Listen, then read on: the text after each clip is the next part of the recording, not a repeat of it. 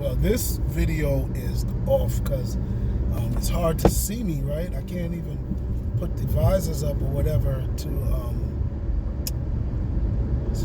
cut the light out because it's really sunshiny in the direction that I'm going south in South Florida. Anyway, somebody asked me a question yesterday and it made me think, and I have an answer, but my answer is evolving. Pretty much all of my answers are up for evolution, I don't think I'm wrong at the time that I'm saying it, but if new information is presented, I'm not so ignorant that I would maintain my particular point of view.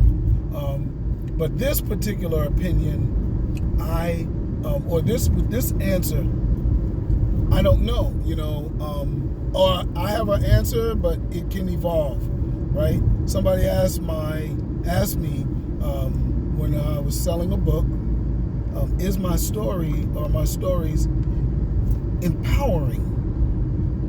And of course, the quick answer is, hell yeah, what the hell? I'm a black sci-fi writer, baby. I write about black people in the future. You know what I'm saying? Black characters, black and brown characters. Here's what it is, Of course. What? That's an easy answer. But then I thought about it and I said, wait a minute, the heck is empowering?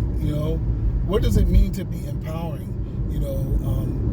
And I again, I'm from the hip hop generation, so we like to get in the cipher and build and micro analyze everything, and I think I'm perfect for that because I feel I think too much sometimes.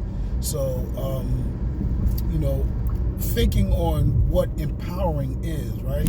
So empowering is very simple, basic thing, right? So it's not really, the question is it empowering? Because reading a book can be empowering to somebody. Writing a book can be empowering to somebody. I had some people in my house this week, and the gentleman said he had never seen a black science fiction writer. So just the fact that I wrote a science fiction book for whatever it is about could be empowering. So yeah, the empowering, probably very easy answer, but the deeper question is probably how empowering is it? And it's like role models. I feel everybody is a role model.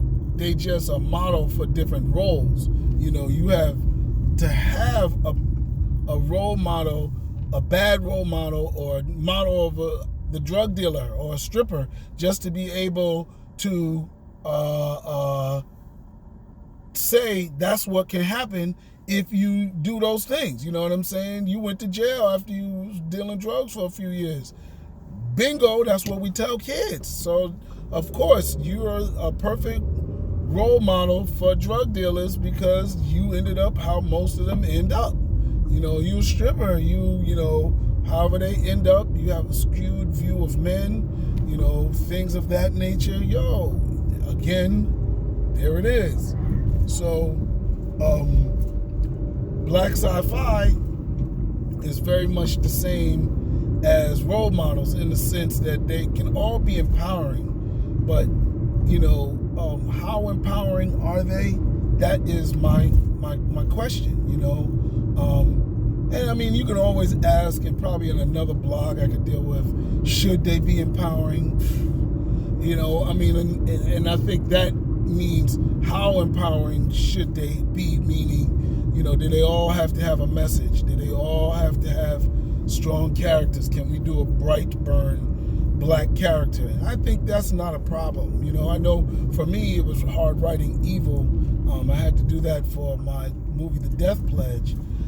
But I don't think it's not black to write a bad black person.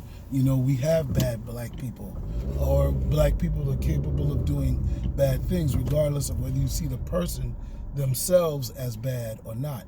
But getting back to empowering, right? So what does it mean to be empowering? Well, I think if you look at the state of where black people are in the world now, or in America, empowering would be giving them more power than they already have in the story that you're writing. So I have a problem with stories that don't give black people even as much power as we have now. You know what I'm saying? I remember when I first started reading black science fiction, I had a Snoop Dogg moment, for the lack of a better expression, right? I got tired of slavery stories, you know, not necessarily pre-slavery like Sword and Soul, but I mean slavery anywhere in your story. I just was like, I don't want to read it. I'm tired of it. It's in every story. I mean, people were having people come, you know, black people from outer space, flying in spaceships, crash land on Earth right in the middle of slavery in America. I mean, sure, slavery was all up and down the Americas, you know, but it wasn't for the longest part of human history, you know, especially the history of African people. Slavery, even if it was 400 years, is a small window in the time frame of African people. So that was like so frustrating to me. Then you had other stories where they would go and be enslaved on another planet, you know, go and deal. So I just was like, God, dog. I mean, I don't care if they overcoming it, you know.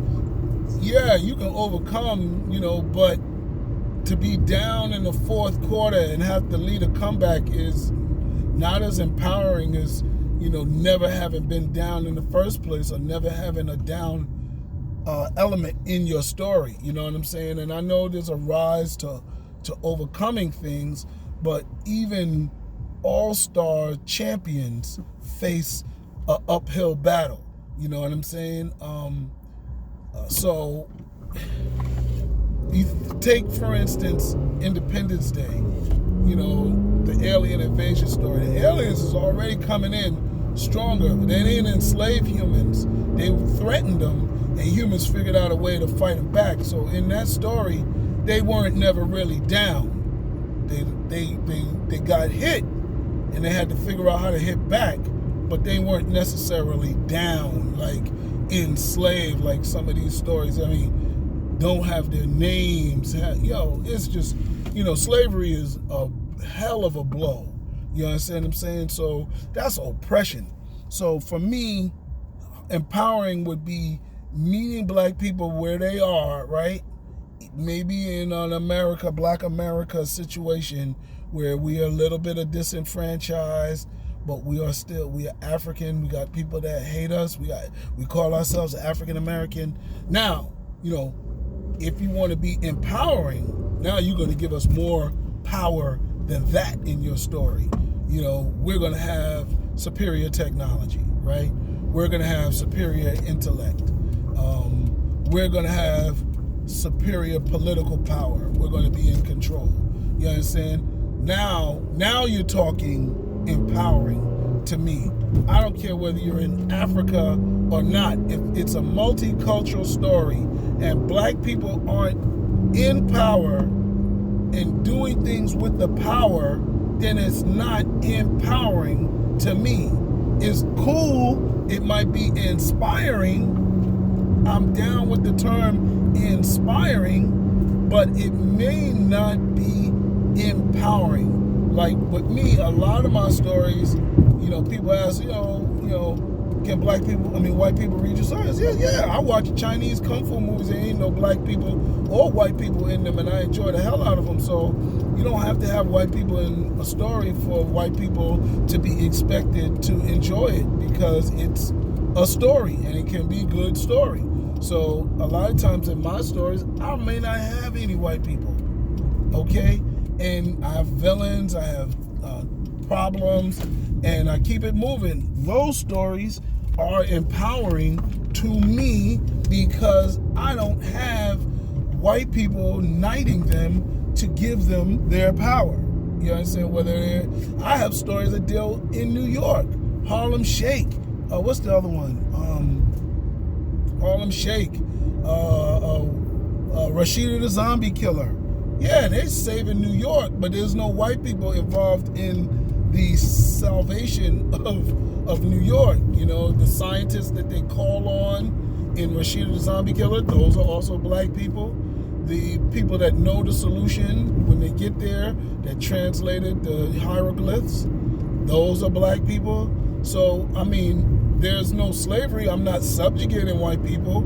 You know, I don't think you have to subjugate white people to another group of people, right? Whether it be Asians, Arabs, you know, to be empowering. You know what I'm saying? But power is various forms of power. There's technological power, there's intellectual power, and there's physical power and political power, which physical and political can be very much the same thing.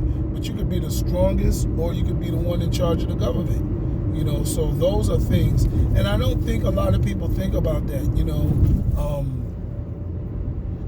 there's not one element of slavery and things like that. I don't want us to have our own four states. I don't want us to be in a standstill, because if we're not in total control, then we're not in control. So I don't want to have that.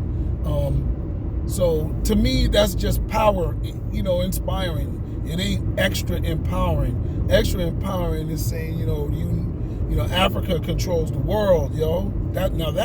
Imagine that. You know what I'm saying? Africa took over control of the world and disarmed the European and Arab nations, and they got to, you know, we might be giving them aid, and we flipped all of that. That's empowering. You understand? So anyway, I don't know if I'm right. It's just a thought, right? And I'm open to other opinions. Maybe I'll do it on a panel and talk about what empowering is, but I think it's also on a deep level, you know, deep level of conversation that I don't know a lot of creators and writers think that deeply. I think part of it was I had James Small from the Hidden Colors DVD, my mentor, down at my house this week, and you know, we taped a segment for my Black Sci-Fi documentary, and he introduced, of course, you know, he's always very deep, and he's a great thinking, brilliant mind. He opened up a new level of concepts, you know, in terms of, you know, I asked him, and you'll see the answer, but I asked him simply, you know, what would you say to black sci-fi writers of today's generation? What should be some of the things that we should be focusing on? And he pretty much was like, you know, we have the superior science in Africa. We just need to write stories where that science power is displayed around, you know, just displayed, and the power is on showcase. So I think that's very important. So again, there you have it. But I will talk to you all later. Kind of at my destination. These people don't know which way they turn, and so I'm pull around them. But yeah, that's what I think empowering can be, you know, embodying concepts of our power. All right, I'll touch base with you later. Peace.